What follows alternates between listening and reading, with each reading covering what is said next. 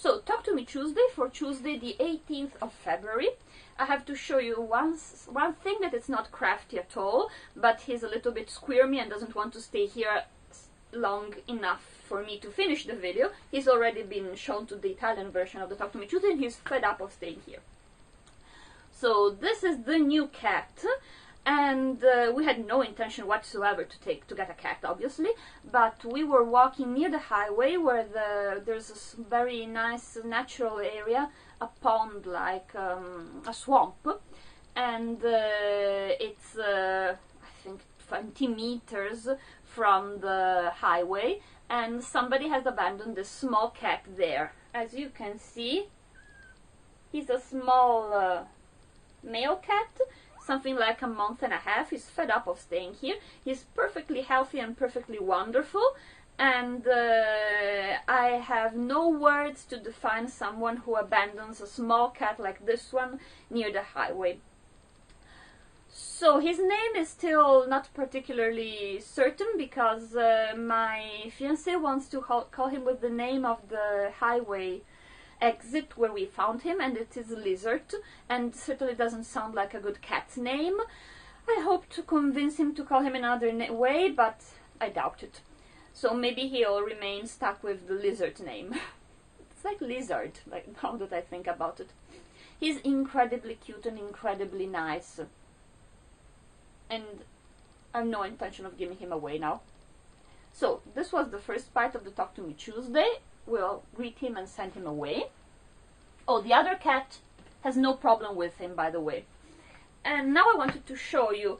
On the back you can see my quilt. This is the small quilt that I've done for the it's like the Linus project. An Italian quilting teacher, Roberta Sperandio. I'll put the link of the blog underneath it here, as decided already when there was the other earthquake that ruined many houses in the part of the Abruzzo.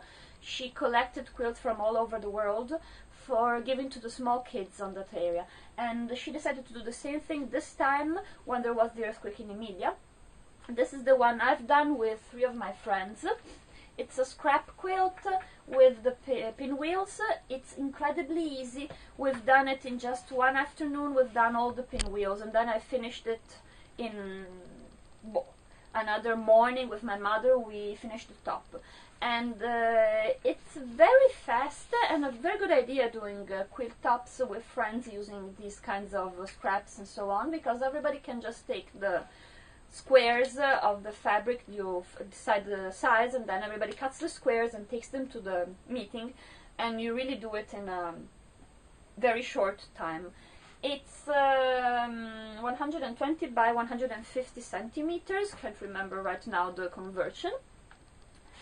It's a kid's size quilt, and what can I say? It's a very easy block.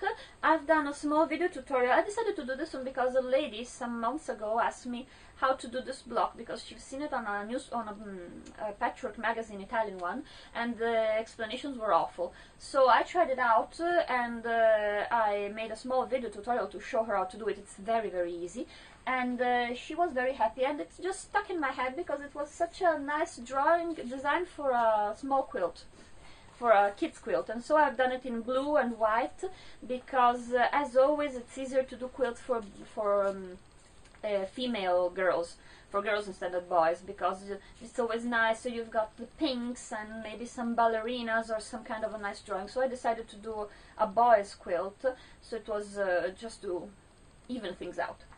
So this is the important project of this week, and I thank my 3 friends, Viviana, Suzanne and Pina, for doing this with me, and I'll give it directly to the organizer's husband probably tomorrow, because I'll be traveling next week. I'll show you some pictures of the places I'll be visiting in the next Talk to Me Tuesday, because I'll be away almost all the week, and I certainly won't have anything crafty to show you, but maybe something else just to for a change.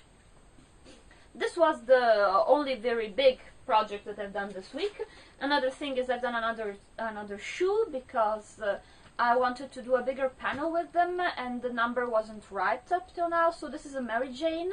There is a small button that has to go here as a decoration, and I still have to do 1 or 2 for this project, so I can do a big panel with all of my shoes and maybe finish this kind of drawing and pass on something else, maybe bags for this time.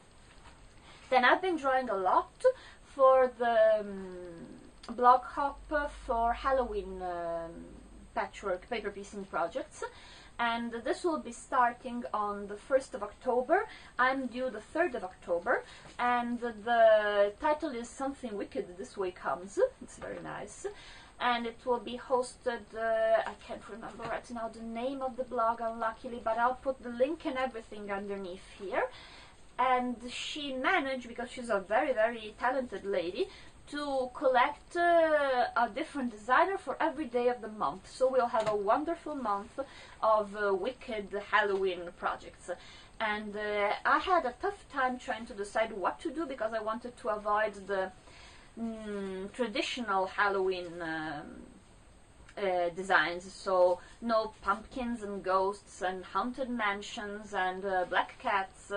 And what else is there that it's absolutely witches? I wanted to do something more original, but I didn't have a lot of success in this. So I've drawn one that I really, really like, but it's a little bit complicated. It has something like 6 or 7 sections, maybe 7, I think, and a lot of small pieces. And I'm wondering if it's better to do something more less complicated. What's your opinion, if you happen to manage to leave me a comment here, because I have another idea that I'm drafting, and maybe that is better for a blog hop, something easier or something more complicated. What do you think? What's the maximum of section that you think is too much for a blog hop or for a drawing that has to be widespread and so on? That's just your opinion, if you can. This is the book by Leah Day, and it's her 365 free motion quilt designs, and it's in a very good sale right now on Amazon. I think it's something like $20. It was more than the double the sum at the beginning. It's very nice. It's got all the 365 patterns that she has done on her blog. It's a companion book, because she doesn't give any explanation on this book on how to do these drawings. She just puts all the pictures of them with the names and the numbers, so you can decide which one you want to do and then look them up maybe on her website and watch her free YouTube videos. It's something of more of a luxury to have this book, because there really isn't more information than what she gives on her website.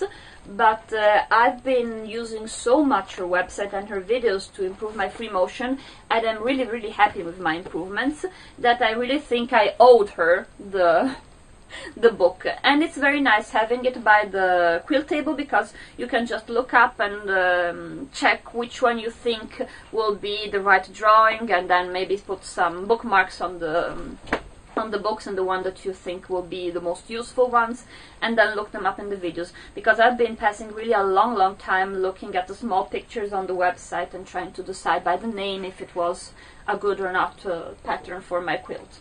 So this is the book, and if you want it now, it's considerably lower the price on Amazon. I think this is everything for my Talk to Me Tuesday this week.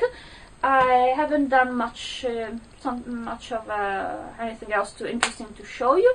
Next week, as I was telling you, I'll be away, because I'm going in Casentino. That's a very, very nice natural park that it's in the area between the Emilia-Romagna and Tuscany. And this is the seasons when the male deers are calling the females. And it's the period when they are counted out, and so they collect a lot of volunteers to put in the various places, so they can just write down how many deers they heard and which position were they from, depending from where they are and so on. So it's a very nice experience. The places are extremely wonderful. I'll show you some pictures next week. I think this is everything for my Talk to Me Tuesday, so I'll close it up rapidly Tuesday, and we'll see us next week. And goodbye by Gaia, by it from Italy, and from the two awful cats that right now are battling on my bed. But they are fine, don't you worry. The small one is keeping up and is scaring the bigger one, and the small one is eating the stuff of the big one without him saying nothing at all. So, goodbye.